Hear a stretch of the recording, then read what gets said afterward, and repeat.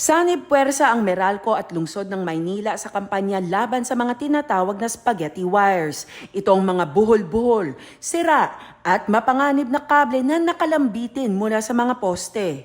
Ayon sa Manila LGU, higit 2 milyong kilo ng mga luma at hindi na ginagamit na kable ang tinatanggal ng Meralco. With this effort headed by Meralco, the least thing that we can do is to be grateful to Meralco na at least may nakikinig sa amin at may tumutugon sa panawagan at request ng taong bayan.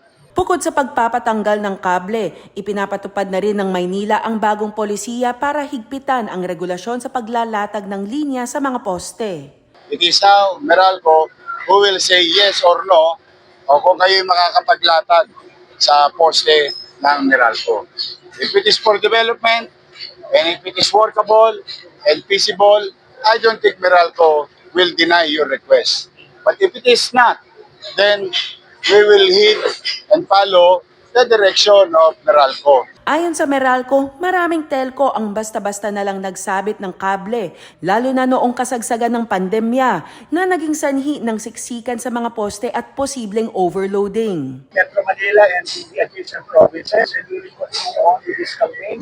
This is unrelenting. This is something that we have to do for the safety of the public and to ensure, above all, that there will be no accidents as a result of overloaded facilities. Hindi lang masakit sa mata ang mga kableng ito, banta rin ito sa kaligtasan. Target na matapos ng Meralco ang spaghetti wires clearing operations sa maikling panahon. Denise Osorio para sa Pambansang TV sa Bagong Pilipinas.